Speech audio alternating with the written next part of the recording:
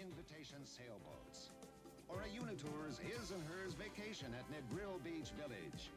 Enter the Sunbeam Fresh Hair Sweepstakes wherever Sunbeam products are sold. There's only one Larry Fikowski. He's part owner of a drilling company. He's young, dynamic, a family man. And that's why he has his own life insurance plan. His London Life representative helped make that plan just as individual as he is. And London Life can do the same for you. Of course, your plan may not be like Larry's. But then, at London Life, every life is something special. Coming up next, Webster.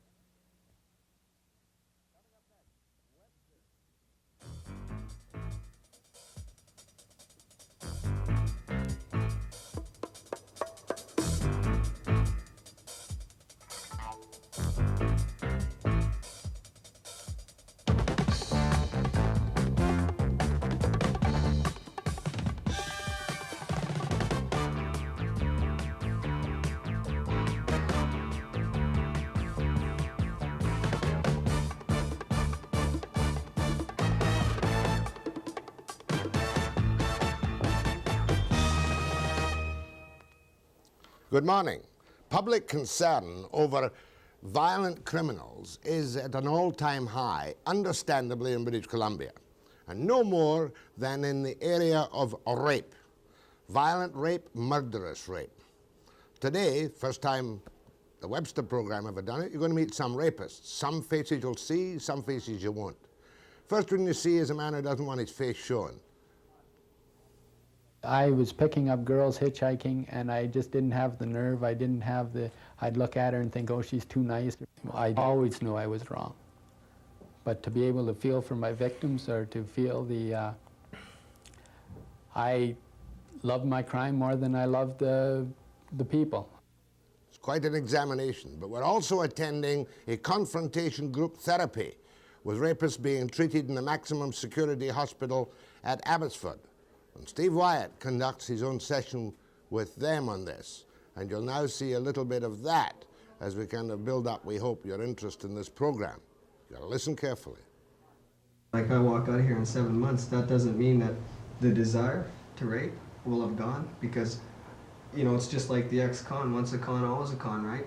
And I'll always be a rapist. And that, the only thing is, I'll know what leads up to rape, right? I'll understand myself. I'll know how to, you know, work with people in that, eh? And on the program with me today will be my reporter, Steve Wyatt. And as a professional consultant for us this morning, Dr. Ali Saad from that maximum security hospital at Abbotsford. And you'll meet the first man, no names, and his problems and his attitudes after the break.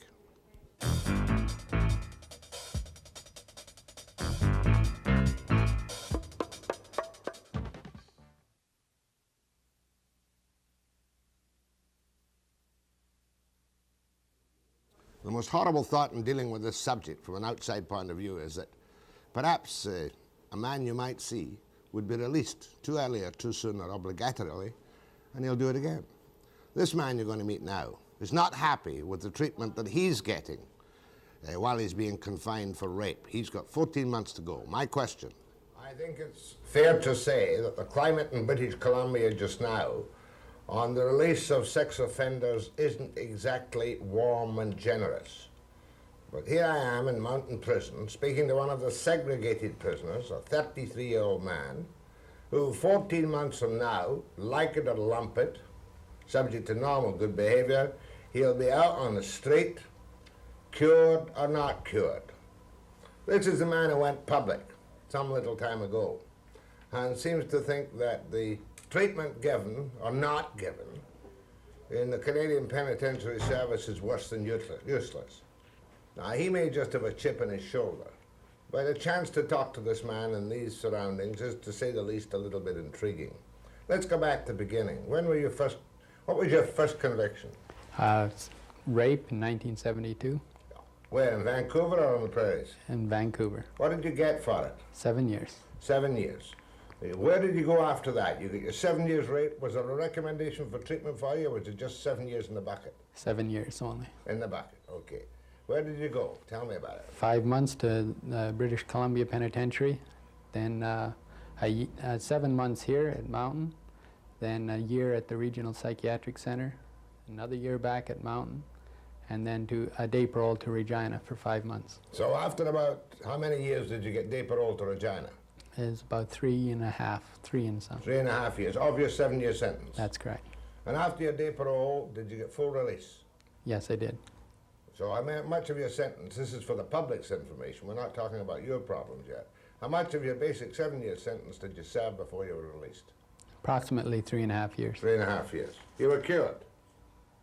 I thought so. You thought so. What happened when you were out? How long did it take you to break the law? Approximately 2.5 to 3 years. I'm not sure when. All right, two years after you got your full release, you were back at it again. Oh, 2.5 years at least. What did you do this time? I committed rape again. I was charged with 1 count, but I did commit 3 rapes. 3 rapes, and some other lesser offenses such as peeping Tom? Many of them. Many of them? No, so they caught you again. Where did they catch you this time, in Regina or in Vancouver? Well, I was in Regina, but I had turned myself in because I felt I was totally out of control. You mean despite your 1 convicted rape, 2 other rapes and lesser offenses, nobody caught you? No. Did you operate with a weapon on this occasion, a knife or something? Pretty well always. And you turned yourself in? Yes, sir. Why did you turn yourself in? You might have got away with it for a long time after that. Not that you shouldn't have turned yourself in, but why?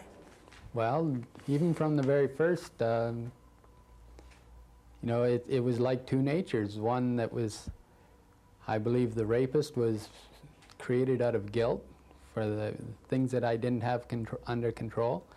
And the other side of me was the moralist that hated the rapist and hated any abnormal thing. You're not trying to tell me that you had a split personality. That's what the psychiatrists started trying to tell me. They're trying to tell you you had a split personality. They say at least 3 parts and probably a 4th. Well, maybe you shouldn't be allowed out at all because split personalities are very difficult, if properly diagnosed, to cure, aren't they? I have no idea. Now, you've had quite a bit of treatment, or the offers of quite a bit of treatment in the system. Just go back over it. When you went to the BC Pen, did you go straight into segregation? No, I was in the population. Did you have a bad time in the population? Very bad. But then when you come out to Mountain Prison, it's a much calmer place. Yes. That was fairly easy, wasn't it? No, yes, consider. Back to the Regional Psychiatric Center, when did you first get the offer of psychiatric treatment? The reason I went to Psychiatric Center the first time was to get a parole. It was, I could figure it out that the only way I'd get a parole was to go through treatment. I wasn't on a sex offender program. I was just on one of the other programs, and actually I didn't get any treatment at that time. But you knew the ropes. You knew that you'd have to go through the motions of attending treatment. That's correct. Otherwise you'd serve your full time without the eventual day parole you got to Regina. That's correct. So you went into it with a cynical attitude and you thought, well, I'll con them. I'll pretend I'm taking the treatment. No, I wouldn't say that. Up until that time, I was told everyone I was innocent, I was framed and everything, but I realized that wasn't going to get anywhere, so I finally admitted to 1 rape, the one that I was convicted for. You're talking about the psychiatric sessions? Yes. You began to talk about it in the psychiatric sessions? That's correct. In this group therapy? But I hadn't reached the point of honesty at that point, and very much convincing myself that there was only 1 and that I didn't have a history of sexual problems. Are you prepared to face the facts of your past life now? Oh yes, I did the day I turned myself in. That I just realized that that's the only chance I have. And I've been trying ever since to get treatment. Now, okay, did you not reject some of the treatment you got here? No, did you sir. not walk out of the group? No, sir. I was kicked out. Why were you kicked out? Well, there's 3 reasons. The real one, the one that they gave me at the time, and the one that's on paper now. Like the 3 personalities, who now have 3 reasons. That was... What were the 3 reasons for denying you, which is what you're telling me, treatment? I caused some problems in the group after I was in the group about 5 months. I'm a Christian, and I felt that I should and had the right to attend Christian meetings and groups. They didn't interfere with the groups, the therapy groups. And the therapy in the psychiatric center does not have any Christian... No Christian base. No, well, not the base, but they don't even recognize it. But you've asked the Lord, if you're a Christian, you've asked the Lord for forgiveness, haven't you? That's correct. Why walk out of the treatment just because somebody else didn't recognize your faith? No, this isn't why I walked out. I didn't walk out. I was kicked out, as I said. But I... What was the real reason they kicked you out was because of this faith? Yeah, I knew by my human rights that I had the right to attend church. And when I mentioned that, they said I didn't. I was told in group that for the duration of my therapy that the group would be my God and that I had to set aside my religion, and I couldn't accept that. And so I put in a grievance against the decision that I could not go to church, and I won the grievance, which the group felt was detrimental to group. And the psychiatrist, the whole staff, it did cause a lot of problem. I finally relented and said, okay. That was big of you. And attended the sessions again. I never quit the sessions at that time. What are these sessions? I mean, personally myself, I'm a black and white character, if I'm allowed to say that. You talk about your human rights. Well, you lost a lot of your human rights when you committed these grievous offences, did you not? Yes, I did. And you got to realize that society is sensitive about the kind of offences. But the group therapies you had, are they any good? Are they successful for some of the people in the groups? Well, as much as I am talking against RPC, the 10 months I spent there, I feel has been the most productive 10 months in my life. That it's confrontation therapy. I learned a lot about myself. The official reason why I was kicked out of group was because I refused to take credit for the gains that I made and things, that I would give the credit to God instead of to myself. And that is what's on paper.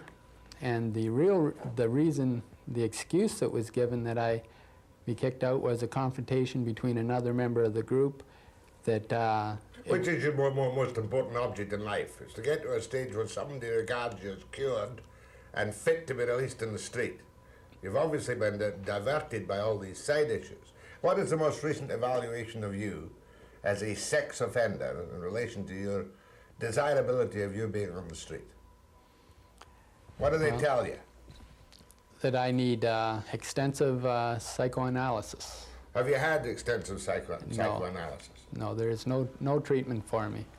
I was told that the only treatment the service will give me is after I am out, that they will send me to a psychoanalyst.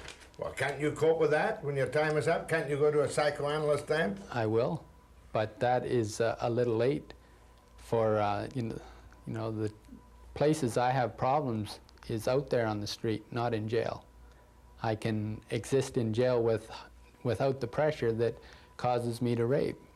I have to learn to relate to the street. And every sex offender in jail has to learn to relate to living out there, and we can't do it behind maximum security walls. Well, what's the point of sending you to prison if you want to be in day parole for psychoanalysis all the time? Surely the average attitude is that people like you go to jail for, first of all, for the protection of the public. I think that's a myth, but that is why we are here, yes. You gotta be joking. No, I'm not. If somebody commits a foul rape with a knife, the object of the exercise in picking him up is not to treat him. The object, first of all, now I may be old-fashioned because I'm much older than you are, is to make sure he doesn't do it again in the foreseeable future. But a person coming to jail without treatment is more than likely I can't say that for every person. I'll say myself. If I don't get treatment here, I am not learning anything to better my problem. I'm not saying I will. I'm trying everything so I won't. But when, if you look at one of your articles there, rape relief statistics say once every 17 minutes a woman is raped out there on the street now. And Chatelaine magazine just quoted once every 29 minutes. The same people say the fact is that rapists are no different from the average man, physically, sexually, and psychologically. Some have normal sexual relationships, and they tend to try and escape from it by describing it as a sickness. And by labeling it a sickness, you effectively abdicate your responsibility for choosing to rape. Well, I don't... There's some truth in that, isn't there? There's some truth, but I take responsibility for my actions. But I also feel... No, society makes you take it by putting you back in the bucket.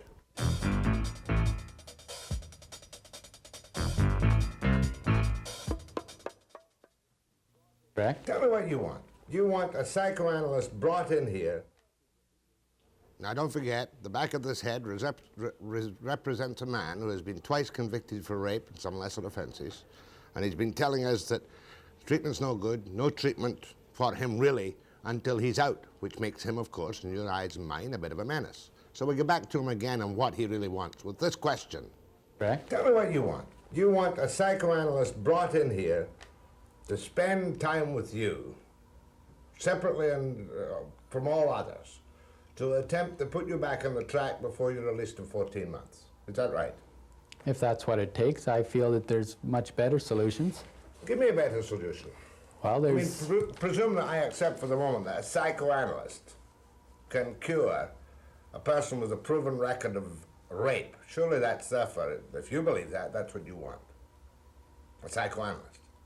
But you say, no, there are better methods. What are the better methods? You've had lots of time to think about it in jail. Well, there's approximately 20 programs in the States for sex offenders that are now working. We have a Canadian criminologist named Carol Ann Cyril who is worked for the government putting together a program for sex offenders, and she worked... Is that therapy type of program? Yes. It's not physiological, it's therapeutic of some Yes. It's a live-in program where you are under constant control, constant therapy. And you're told this pre-release. I don't see the crime on the streets going down in the States very much at all. I think that is the same problem we're facing here. Lack of the proper facilities and trained therapeutic reserve to make sure that before you go out in mandatory release, you're cured. Aren't you dreaming a little bit? Isn't it your responsibility? It is, but when a sex offender leaves here, what does he have? If he's got any family left, they may not be qualified to help him. If he goes out and sees, under a parole officer, the parole officer cannot spend time with him to help him in areas of trust, and because that parole officer is the one that's going to pull you in off the street, it's very hard to talk to him about the problems that you're having. And if you go back to peeping Tom again, you should be pulled off the street right away, shouldn't you? I believe I'm in the position now that if it got to that point that I would pull myself off. I wouldn't have to wait as long as I did. Yeah, well, I can't blame you for being perturbed about your future, I'll tell you that much. But do you know of anybody who's been released from these kind of treatments who's gone out and been a total menace on the streets again? Well, the reason I wrote the first time was because of a certain incident of I was going to say a certain close friend. Well, I can't even call him a friend because I probably disliked him as much as everybody else. He talked about what he was going to do when he got out on the street, and he did it. That's correct. Did you warn the authorities? The authorities were well warned. Yeah. Well warned. So the authorities in that case made a mistake in their assessment of that man? No, they didn't. They knew. They don't tell me they did it deliberately. They knew exactly what he was going to do. In fact, you can quote Dr. Saad. Just a minute, I'll speak to Dr. Saad about that particularly. It's in the article there that... What about you? What do they say about it? Do you say that you'll do it again when you go out? I feel I'm in total control at this point. But the last time I went out, felt I was in total control. I have been under the assessment of three psychiatrists that say that I have problems, that if I go out, that I won't last too long, that I'm not stable. Maybe you shouldn't go out. Maybe you should serve it full time. What do you think? No. If I wasn't sure about you as a psychiatrist, what happens in 3 years? What happens in 3 years when my full time is up? Well, we're delaying the evil day. No, we're probably making it worse. If I went through another 3 years of the same attitude that I have now, of nothing is coming through for treatment, I couldn't possibly be as stable as I am now. Well, I certainly wish you the best of luck, and I believe that your wife stands behind you 100%, and I'll talk to Saad, Ali Saad.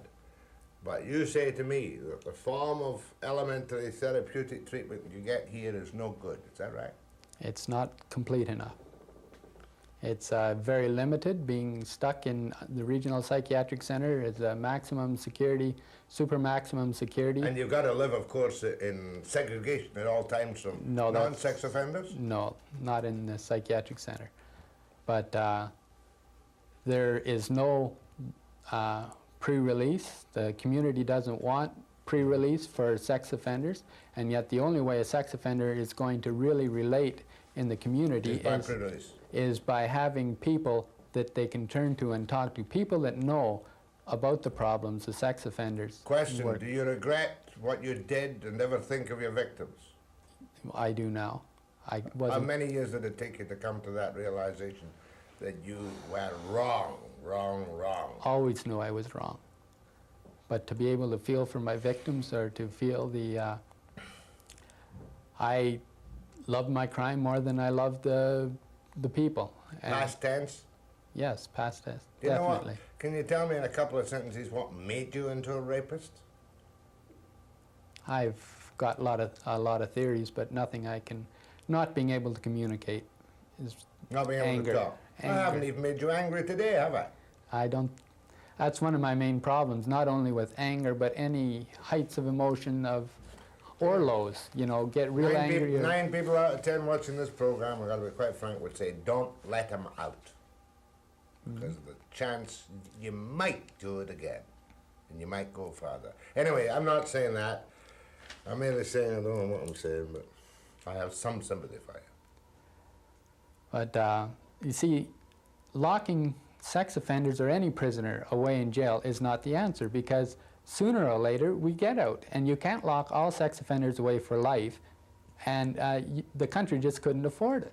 It costs approximately $1 million to keep a guy in for 25 years. They can't afford it on today's level of comfort and treatment. Well, we may be moving to the right again, you know. There's a great deal of lack of sympathy for those who commit violent crime, and not everyone believes but that people should be corrected on the outside. The majority of sex offenders are outside. That is what I was trying to point out. You mean non-convicted sex offenders? That is correct. You mean people on the street?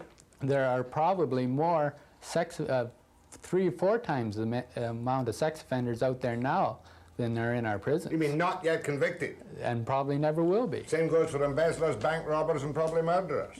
And people don't feel the same way. You know, victims aren't the same with... Time is up. Get rid of these other 2 personalities and keep the angry one with you.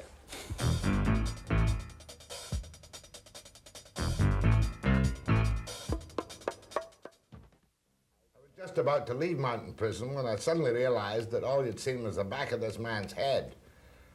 And you know his problem. He's done a couple of rapes and feels guilty about it and feels he's not getting the right treatment. But I hadn't gone to what might be the root of his problems. I'm not as hard a character as you thought I was, am I? No. You weren't as frank as you might have been. I didn't ask the question. When did you start to go off the rails? You'd been an Army cadet, you'd gone to work in management training, you'd gone back into the Army. When did you get into the drugs?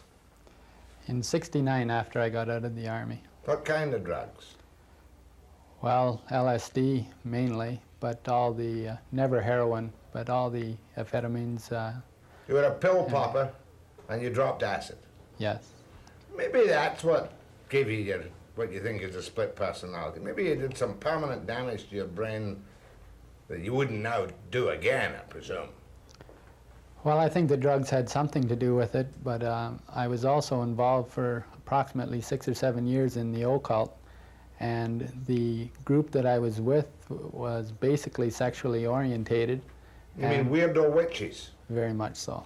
You mean the old sex orgy bit, all the covens and all this nonsense? No, we weren't into into witchcraft or that kind of thing, but we mostly into things like astral projection and that. What we would do basically is get stoned on acid and play mind games, usually involved with sex. And as that went on, sex became an overriding consideration in everything. Yes, and also the sex experiences we had weren't enough. We went on to more and more different things, and it was at that period that I committed my first rape. You had been influenced by this, where the devil did this take place? British Columbia or the All Phoenix? over North America. I traveled throughout every state in Canada. But to me, you would say right now, or would you say that you were an idiot? Looking back on it now, all the acid you dropped, artificial substances into your brain, was that not idiotic? Completely. Were you willing to freely confess to yourself that this may have been part of your problem? Yes, I would think so. But it's not an excuse. I haven't touched drugs in over 7 or 8 years. There are people out in institutions who turned on and whipped themselves right out of mind and are still there. Maybe you've been lucky in some ways. I really believe I am. This is interesting now. You didn't go sexually freaky or become demanding and violent enough for rape until after you'd gone through this weird experience in the occult. My first rape took about 6 months. I was picking up girls hitchhiking, and I just didn't have the nerve. I'd look at her and think, oh, she's too nice or something. So you go back and drop some acid and then do the rape? No, I didn't use drugs while I was committing the crime. But by that time, the drugs were my lifestyle and everything. Well, that's one thing prison has done, I trust, is keep you off drugs. No, I quit drugs when I became a Christian. But, while you were in prison? That's correct. All right, make your last pitch.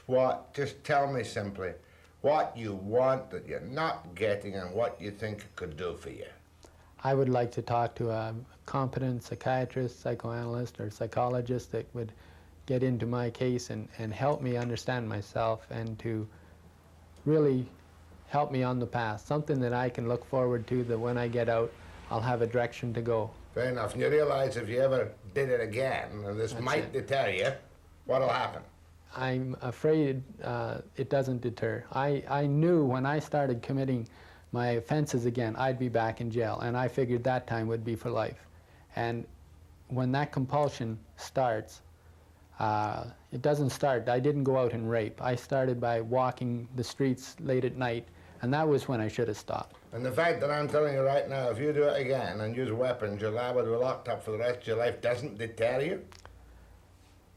It's too late. By the time, if I'm starting off doing a crime, all the prison sentences or even being put up against the wall and shot wouldn't really deter a person in my state. Okay, in that case, if it happens again, we'll just have to lock you up for the rest of your life. I'm afraid that's what'll happen. There's no choice left for society or for me. There is some kind of choice left for society and for him. With me now is Dr. Ali Saad, who is the director of the Regional Psychiatric Center, which is a maximum security hospital, fully accredited hospital at Abbotsford. What about that man, Dr. Saad? Well, actually, there's few things that illustrate the dilemma of a rapist and a murderer in general. He's not a murderer, but no, he's not a murderer. They demonstrate what can happen with this kind of... Yeah, with this kind of crime, because really they're very close together.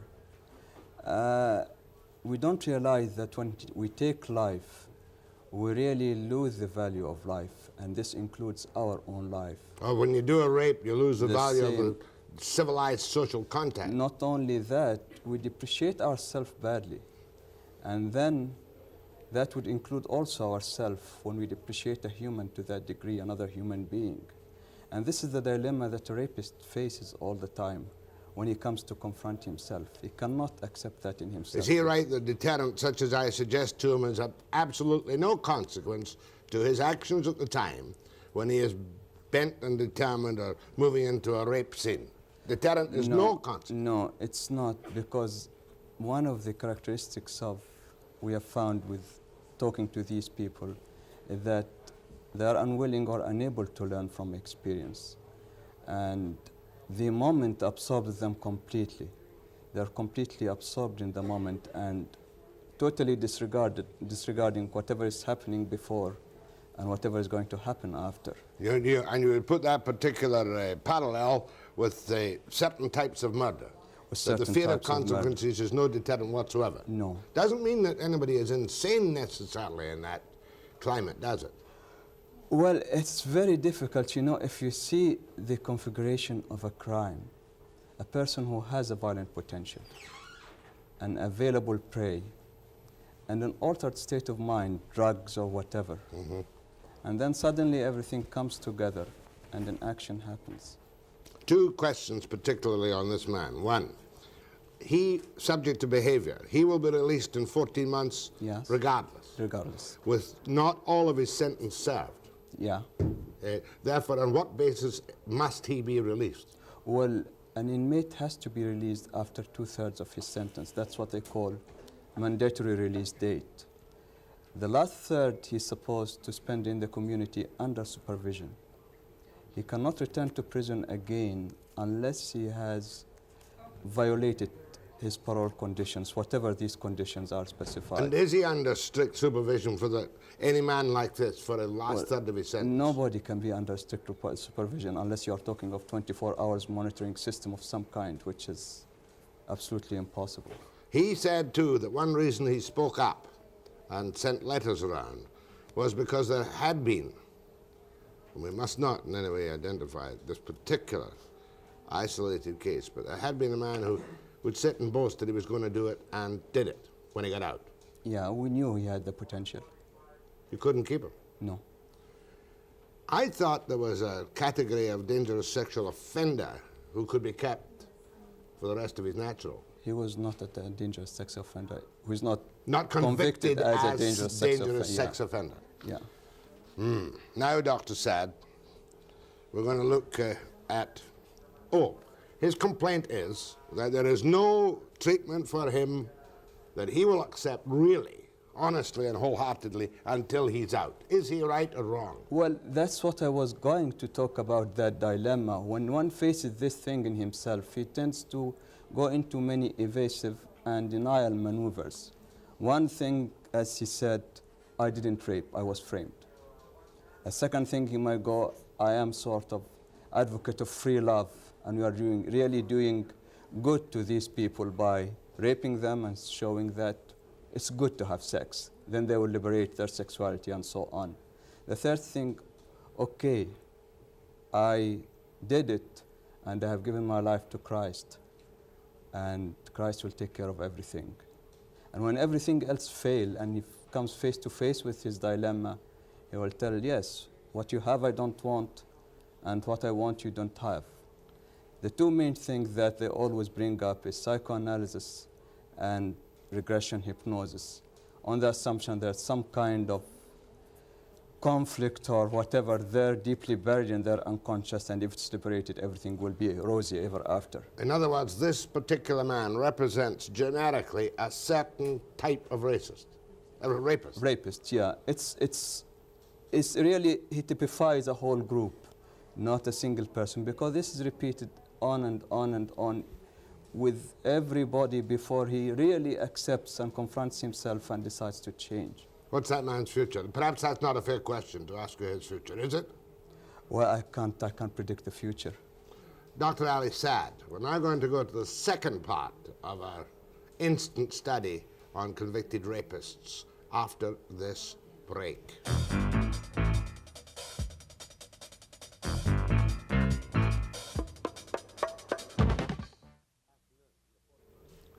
Yesterday afternoon, reporter Steve Wyatt attended a fascinating session of a number of convicted rapists.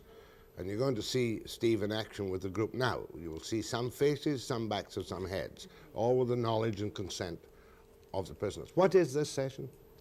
It's a group therapy session. It's part of an overall program which sort of helps the person to grow as a whole and involves every aspect of the person's life.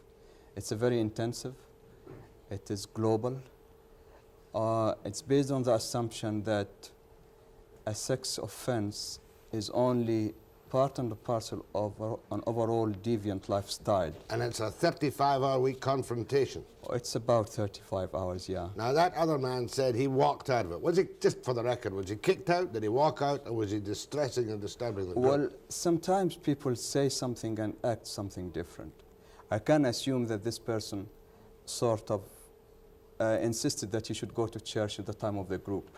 We'll find out later, though, if it is a successful form of therapy, or if perhaps in some ways for some prisoners it's just a con game to acquire, if possible, pre-release. And we're going to see Steve Wyatt's confrontational therapy session.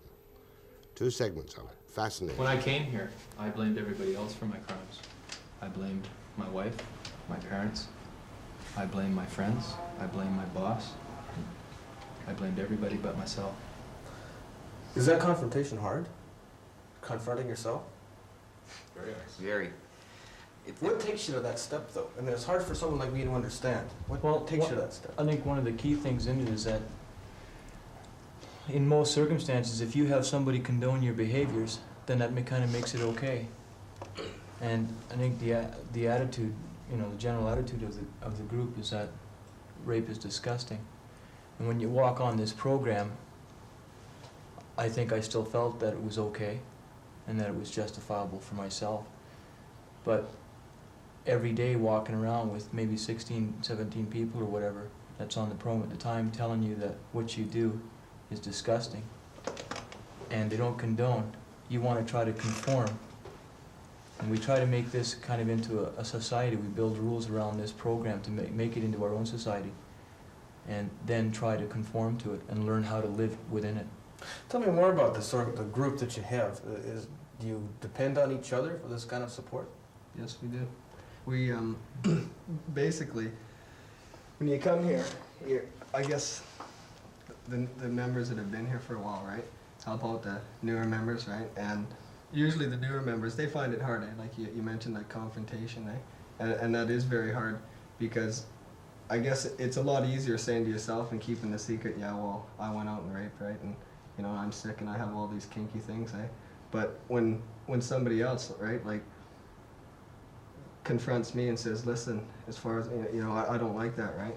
And once you're confronted by somebody else that knows you, because they know themselves, it's a lot harder, eh? And that's the kind of help, right? Like, help isn't, we don't classify help on this ward as, you know, well, I like you, you know, nice guy, all this, right? Because that's not what we are. We're not nice guys when we come here.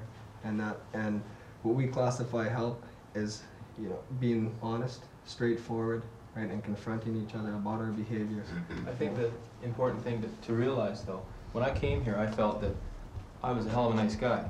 I raped. I was going to come here, deal with the fact that I raped, but the rest of me was still going to remain intact. And coming here, you realize that most, if not all of the behaviors we have lead to our raping. That it's not just the raping about yourself that's wrong, that's bad. It's a lot of behaviors. Isn't there? There is a period initially of denial where you minimise perhaps your behaviour or you blame others before finally you come to acceptance, perhaps through confrontation. Confrontation is the beginning, I think, of the whole thing. There's something else about it that you mentioned, you know, which was like helping each other, eh? I think one of the biggest and the most hardest things that I had to accept when I came here was accepting the fact that I couldn't do things alone, and that, you know, like my image of what a man should be, which is, you know, stability and that type of thing, was not good, was not right, like, and kind of realizing, accepting the fact that you can't make it alone, and opening yourself up a little bit to be able to let someone inside to help you out, you know? You know, the whole crime of rape is such a grievous thing. It has such the public attitude towards it is very unforgiving. I think you'd probably agree with that. Mm-hmm. You know, just by confronting your own past, is that enough to give you enough confidence that when you do get out of here that you're not going to do it again? I'm sorry, are you saying that because of the remorse we feel about the crime is going to be enough to keep us out? Not necessarily remorse, but does there have to be more than that? I mean, just confronting it and recognizing the fact that you did it, Oh, yeah. as you said, it's disgusting, which Well, it is. that's only the first step. The first step is accepting responsibility for your actions. That's only the very first step. All that's saying is now I can look at myself a little more honestly. Okay, knowing that, how would you, answer this charge from this letter that has been well publicized, that as much as, 100% of the people either failed or walked out? And that's true. That's true. Since I've been here 16 months, the only guy that's still here is, can we use names here? No, don't. No Okay, names. there's 2 guys that are here, right? Since I started the program, and I've seen roughly 30 guys leave. 2 guys have been asked to leave group, right? And the other guys have left because they just don't want to change, right? As far as I'm concerned, they just don't want to change. And I don't want you to get it wrong, but just because I walk out of here, right? Like I walk out of here in 7 months, that doesn't mean that the desire to rape will have gone, because it's just like the ex-con. Once a con, always a con, right? And I'll always be a rapist. And that the only thing is, I'll know what leads up to rape, right? I'll understand myself. I'll know how to, work with people in that, eh? But still, I have to be, aware of myself and what I'm doing and what I'm getting into, because the desire, deep down, right, will always be there. And I guess you just have to want a better way of life, and also not want to hurt other people. This is something that I think what you're saying is what a lot of the women who work in rape relief centers say, that to say that it's a sickness or whatever is really just an excuse, that you're not accepting your own human responsibility. It is a sickness, though. It is a sickness. It's just like AA, right? Like once an alcoholic, always an alcoholic. Alcoholics, they got to go to AA, right? A lot of alcoholics have tried doing it on their own, and they end up dead or hurting a lot of people, right?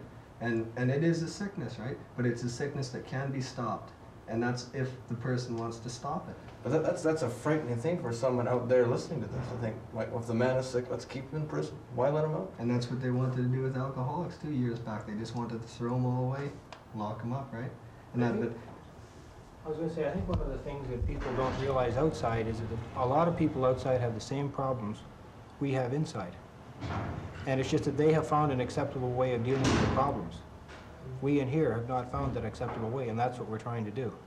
Well, that's an interesting point. Can you, since you've all been working together for so long now, is there one thing that you can focus on, one universal aspect of all your backgrounds? Something that is the same? Very much so. First thing that was said to me at my introduction group here, I've been here for just about 30 days. I asked, why do I rape? One of the nurses said, plain and simple, you like it. And that's exactly what it is. Now I know that by what I did, it made me feel that I was in control of myself, that I was in complete control of what I was doing. Something that I have not often felt in my life, that I was in control of my life. And part of the desire, will be there, sure, but I'm learning through being here other ways to fulfill the same needs, but they're appropriate ways. Like, rather than feel sorry for myself and go into my house and sulk when I want attention, I'm learning that it's okay for me to go to somebody else and say, I don't feel right now, and I'd like to be cuddled. Before I came here, I was so self-centered and so wrapped up into myself that, I used my family, I used my friends, I used everybody, right? And I never looked at other people as, human beings, right? That have the same feelings, that don't like being hurt, right? I know I didn't like being hurt, and I thought I was the only one in the world that was, didn't like it, eh? And later on, that kind of stuff comes in. You start seeing other people as human beings, right? And then you realize, hey, shit, I don't want to hurt you, right? You don't want to be hurt, so why don't we talk about it instead of, playing all these games, right? Whatever it is, eh? This one fellow accuses everyone else in the group of throwing him out because of his Christian beliefs. I believe in God. Like, I pray every night in my house, and I believe very strongly. But when it comes to therapy, religion shouldn't be in it. No one tells you can't stop believing in God, but if you rather go to church than come to a group and talk about your deviant fantasies and what you're really thinking about in your head, I mean, a choice has to be made. Well, isn't there a saying that says God helps those that help themselves, right? And I think that's basically the policy that this group goes by.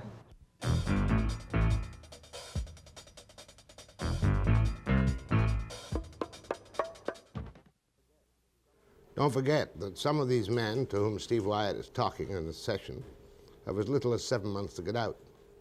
But there's one man there who's got a number of lifetimes to serve before he goes. But they seem to be very serious. And we go back now to Steve Wyatt and the confrontation group therapy. Myself, I had everything a 17-year-old kid could ask for, right? Family, brand new car, everything, all that kind of stuff. A job, schooling, you name Everything it. material. Everything material, right? The only thing that I didn't have, right, was I didn't know myself, and I couldn't share with people. Where does the gratification reside then? Just being, you just mentioned being in control. There was one time you could be in control. It wasn't the sexual gratification, it was just a situation in which you were in absolute control. Was that basically it? Well, like, I think it might differ for some people, Yeah. but for myself, you- that's what I Mm-hmm. I feel. We have a hard time getting positives from ourselves, so we have to have things like you was mentioning about the material things.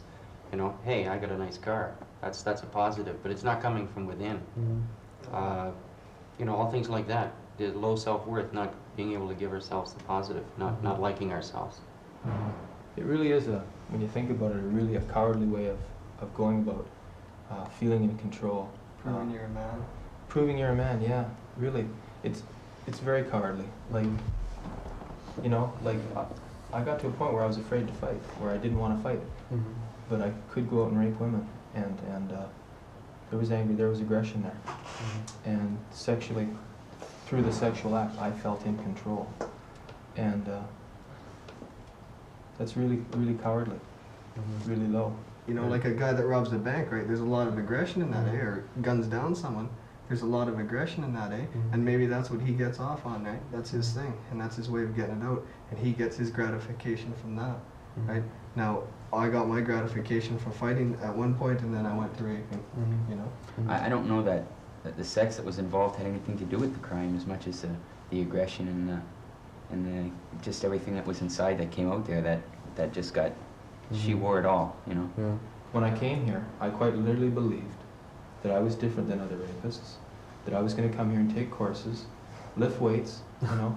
But I guess the biggest thought I had was, okay, all rapists, they've got greasy hair, pimply faces, and they drive pickup trucks. This was my, you know. So I was going to come here and save all these other sick rapists. You know, this was really the philosophy I had. And in fact, I came here trying to do that. I sat in a group and I started taking notes, and the other guy said, who's this guy? You know, where's he coming from? And I very quickly realized that everybody was the same as me, that I was the same as everybody else. You come to this group, right, and it's very, very hard. Like when you have the image that a man doesn't show no feelings, right, he can take care of everything, right? And going up to somebody and saying, you know, I'm lonely, right? And that, or... I think some... Can you guys do that with each other now? Are you open enough with each other now? Sorry, yeah. Like, I think one of the biggest motivators for me was like, I mean, I don't think I could remember the last time I cried before I came here. But yet I think it's something that I wanted to do an awful lot, many times. And even while I was here, it was maybe 4 months before the first time that I actually let go and cried, because I actually felt like crying without even understanding why. And when I cried and I had maybe 2 or 3 guys around me with their arms around me telling me it was okay and to get it out and to let them help me. And I took that step, and that was a big, hard step to take, because I was lowering my own expectations of what a man was supposed to be. Yeah, but what are you going to do when you get out again? I mean, when that's not there? Well, I think, again, what it comes back down to is first of all, we have to relearn how to build relationships. Like, my concept of how I build a relationship with a woman is completely out in left field. But now I'm learning. Is it going to be difficult for you to deal with women when you get out of here? That's one of my fears, right? But the thing is, like, for honesty, right, you pretty well, not right away, but before it gets into the relationship too far, you should basically lay out, you know, where you're at. And that's why it's important to have the family ties, right, or people that are really close to you and know what you're all about, because you have to continue to be open and honest And as soon as you start slacking off and, well, say, well, I can get away with this here and this here, then it's all going downhill again, right? You can't let yourself take that step. It gets back to honesty for myself. I acted like the real little goody-goody, and people talked about sex, and I'm like, no, and honest relationships and this and that. And here I am running around every night, peeping on women and doing all these sorts of things and gratifying sexually deviant fantasies. And I wasn't able to be honest, and speak honestly about where I was at with sex. You keep using this term sexually deviant fantasies. Had you ever even thought of that term before you came here? That's another thing about coming here. You learn a whole new language. At least I have. My education isn't all that great, but you learn how to speak. And now I know of words that I can use to express how I feel, rather than have to go and put my fist through a window or smash something or throw something across a room. I can express that, and I know now the words that I can use to express it. Next, we're going to have an assessment of the effectiveness of this confrontational therapy from Dr. Saad and from you too, perhaps, after the break.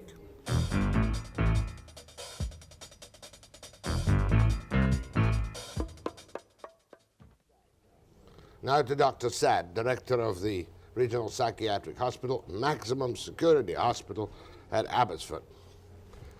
A number of people watching will be saying, my, these guys in the confrontational therapy sound remarkably sophisticated and middle class. Is that your assessment? No, actually, rape cuts through all classes, all cultures, and all victims. It's a common misconception that the victim of a rape is always a woman. Actually, women, men, and children are raped.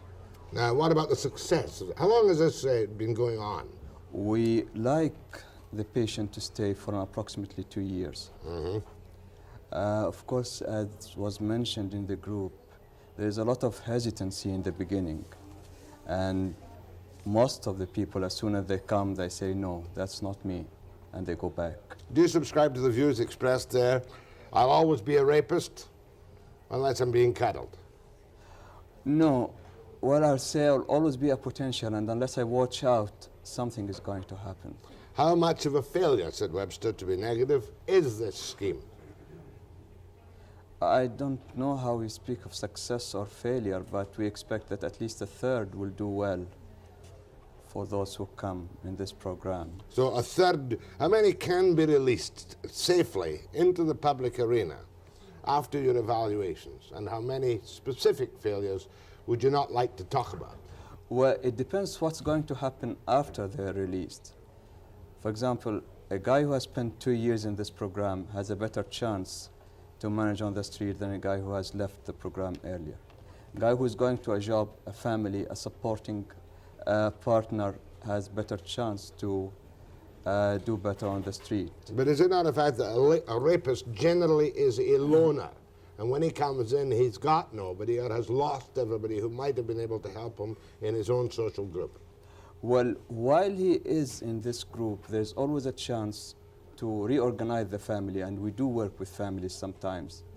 And the second thing also, he has a chance to recollect the past incidents and what are the antecedents before he goes to rape. Sometimes they're totally unrelated.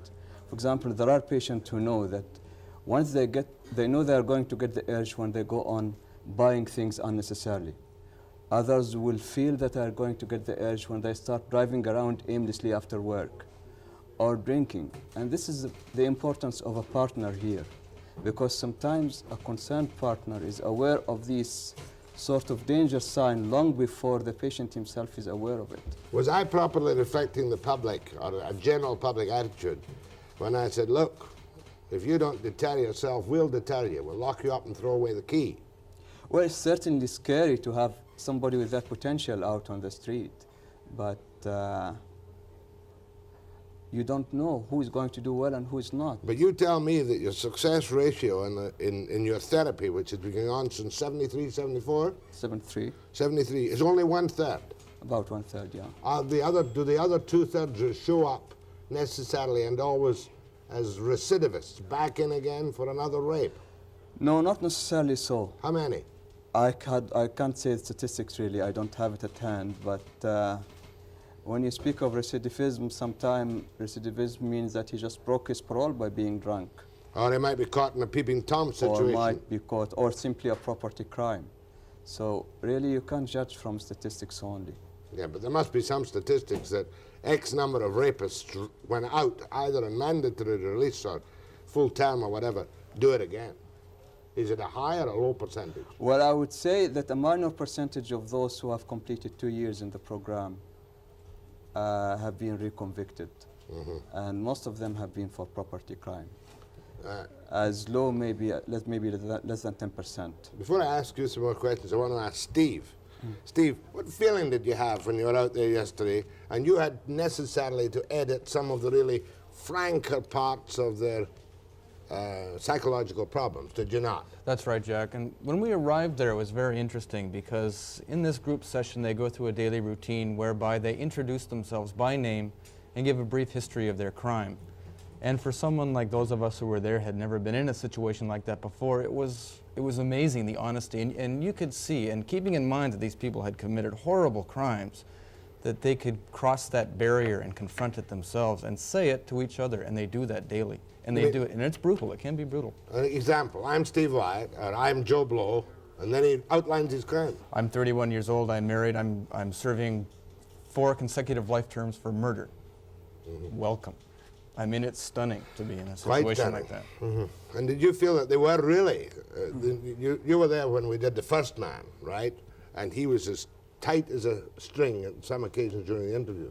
Did you get that feeling of individual tension with these guys in the group? Of course, and they exercise that, and they try to release it through this confrontation tactic, and that's always the thing. Like, even when they are not in session, they have to write down what they're thinking. But if you make a confession and I say to you and I'm in the group, name of goodness, you really are beyond the pale. Let me go to Dr. Saad. I mean, there's even degrees of rape and or murder.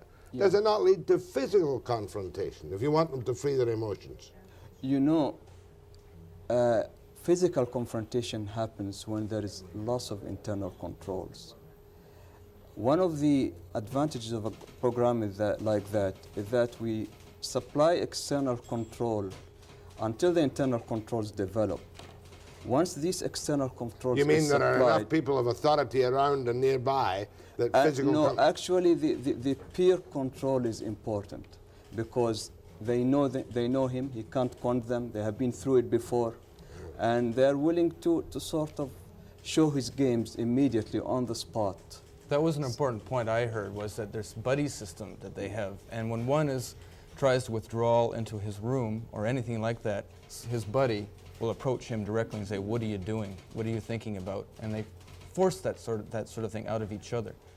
And also when his controls are failing, there are always 2 or 3 to come across and tell him, talk about it. And we can anticipate that beforehand.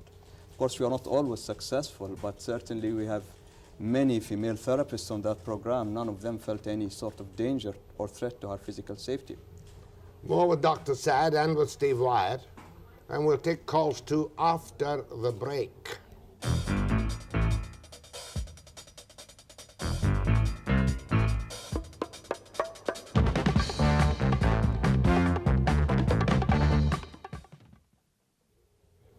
Steve was a reporter who did the excellent message on the confrontational therapy.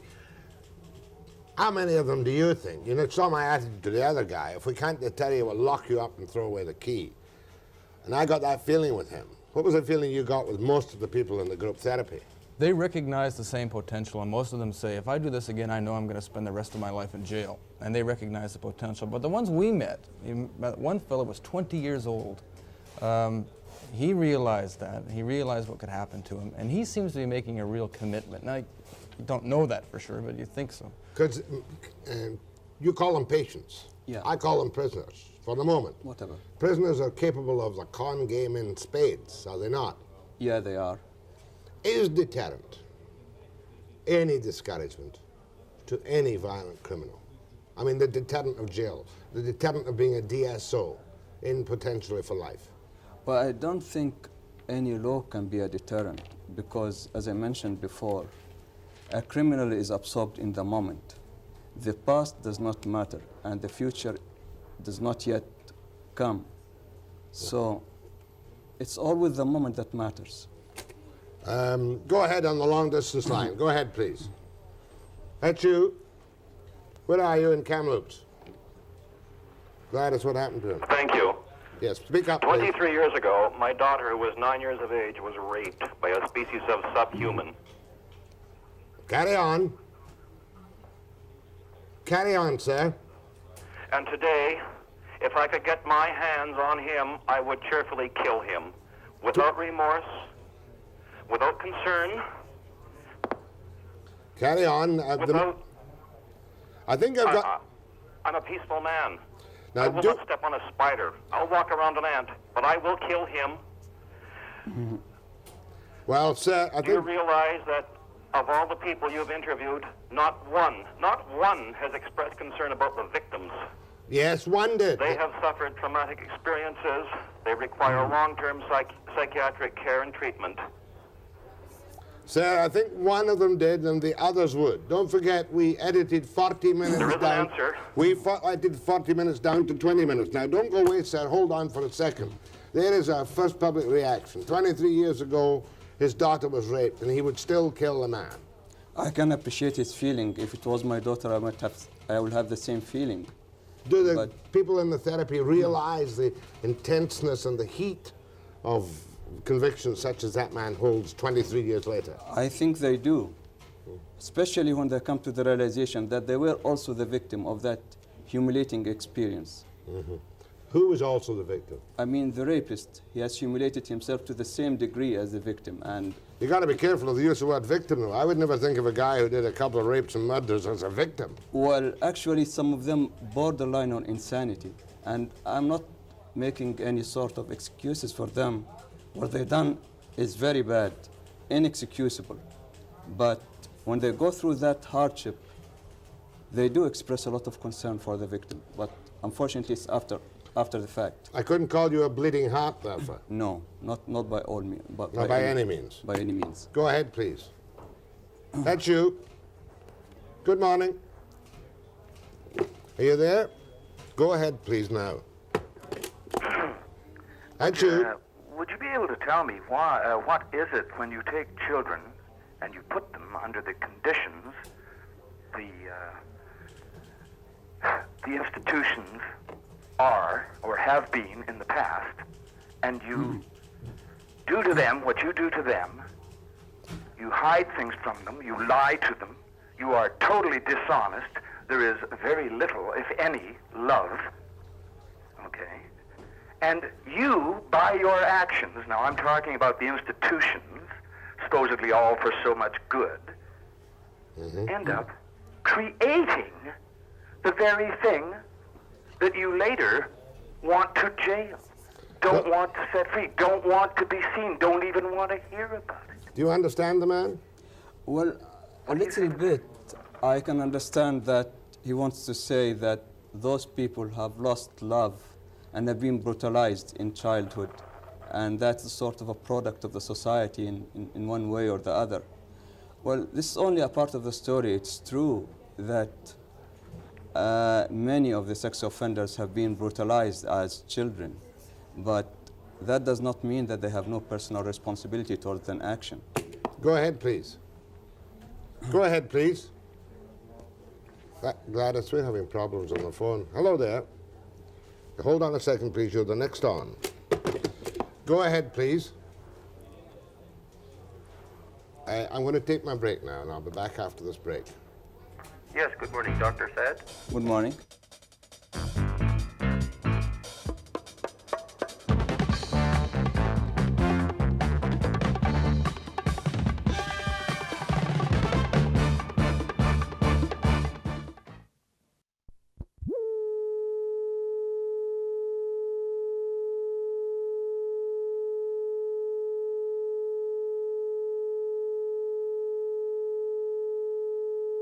Can't hear me? Yes, sir. Oh, can you hear me? Yes, sir. Is your television sound up? Yes, it is. Put it down, please. Thank you. Hold on. Same time I am. Hello? Hello, you'll be the second call. Will you hold on, please? Yes. Good, she is. God damn it. With me is Dr. Saad from the Regional Psychiatric Center and my reporter, Steve Wyatt. Go ahead, please. Yes, good morning, Dr. Saad. Good morning. I would like to just direct a comment for a moment, if I may. When you were interviewing, or the prisoners were being interviewed at the prison there, you know, the group therapy, they're all sitting around. It's almost as if the group is getting together comparing notes. Now, one of the young gentlemen made the comment prior to going into prison, he was unable to communicate or say anything, but it's almost as if it's a group therapy, showing each other the secrets, the wisdom of each individual crime, more or less, you know, paving the way for when they get out again. Well, this guy did it this way, this guy did it that way. You mean a rehearsal for the future? That's right. That's the Okay, let's get Dr. Saad on that aspect. Well, actually, this is the advantage of the group, really, than a disadvantage, because it shows everybody that he's not alone. Others have done it, and others are going through the same road. Yes, but are you not in some sort of a strange way paving the road, as Mr. Webster said, and rehearsing for the future? I mean, you heard the young gentleman say that prior to going in there, he was unable to communicate. Now, all of a sudden, he said he knows the words, he can communicate, and of course, they're all in there for the same problem, and you can't tell me for a moment that comments such as that amongst them being in there for the same problems, seeing each other same face. No, even I don't accept that. Psychiatry has undoubted values and uses, and one of them surely is the ability to release your emotions. And this is not in an innocent, actually. That guy has spent several months in that group. So it's not a spontaneous... If I could offer one term which they gave me, and they call it a cycle of crime. And what they do is they talk amongst each other, and they establish these circumstances which precede the act of rape. And the ability there is to understand what leads them up to it. And I think that's how they talk about that a lot. It's very important also to identify the warning signs. The warning signs. And unless they can know very well the warning signs, which are very specific to each individual, it's unlikely that they will be able to get help before things get out of hand. I think that's a valid point. Go ahead, please. I was raped when I was 12 years old, and I intend to speak for the victims. Now, can these rapists understand what it feels like to have a knife held at your throat and, you know, feel this weight on top of you? The man came into my room, and I think he had robbery on his mind. And but I suppose he saw this 12-year-old girl lying in bed and felt that it was better to rape her, there being nothing else in the room. Now, can these rapists feel for the victims? I think this is the direct approach. Can they feel for their own victims? Well, I wish very much that we could make that feeling more intense than we do in our groups. We have suggested at one time that we get in touch with the victims and have combined groups to see. Well, they say that a human being has two needs, emotional needs and sexual needs. In other words, most of these rapists, they seem to be married, and their wives don't seem to supply their own needs. Just a moment. You considered bringing victims at one time into a therapeutic session a therapeutic session with rapists, and we have approached some rape relief associations, and we didn't get an answer. But certainly it would intensify the feeling more if the victims were there and they were ready to talk about it. You'd have to have a very mature victim who could cope with those circumstances. Certainly, and it's a very strenuous thing. That's why we don't get much responses, really. I remember when my mother came into the room while this was happening, into my bedroom, and she said, shall I phone the police? And I remember saying no. But while this was happening, the man, excuse the expression, he was buckling up his pants and he got up to the window. A question from me to you. How long did it take you to recover from this incredibly devastating traumatic experience? I don't think I've recovered yet, in that I really don't think I can relate to men in the same vein as I would if this hadn't happened. Well, ma'am... I distrust men. In other words, if I get into a car with a man at night, he might rape me. This is what I think. Well, everybody should think that anyway if it's a stranger, shouldn't they? I don't blame her. That's a normal thought. Ma'am, thanks for sharing your experience with us. Pardon me? Thank you for calling. Yeah. Well, do you think that these rapists can relate to their victims in the same vein? I mean, can they understand what the victims go through? Well, I can't answer that question because we have never been able to get rapists with victims during the last 8-9 years. Might be interesting, but a bit tricky, a bit dicey. It's a bit tricky especially and dicey, for the victim. Especially for the because victim. we on the outside will never look as the rapist as a victim, or as a patient. We're even delicate about that. To us, he's a prisoner. Yeah. And I'm wrong, am I? No, you are not wrong at all. Thanks, ma'am. Go ahead, please.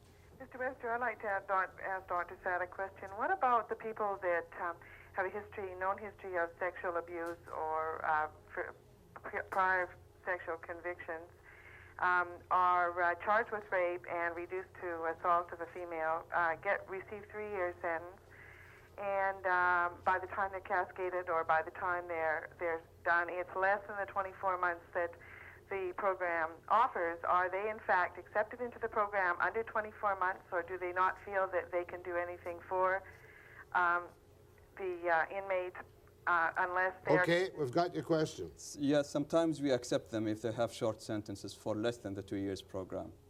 Mm-hmm. Is it not? If it's an offense connected with sexual molesting of some kind. We actually accept people from the provincial system, which is less than 2 years also. Good. My further question to that then is, what period of time would be realistic for involvement in the program? Okay. As long as possible. As long as possible. You feel the program is becoming more successful all the time? Well, we are certainly getting more experienced. We'll continue with this topic another day, too. My thanks to Steve Wyatt for the confrontational therapy and to Dr. Saad. I'll be back after the break.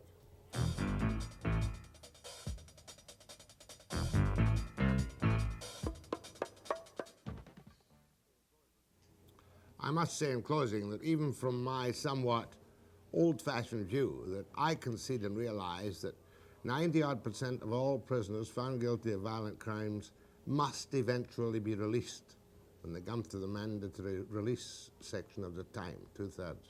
And we must do all we can to attempt to find techniques which seem in this case to be at least partially successful for those who commit violent rape. I'll be back Monday at 9 a.m. precisely.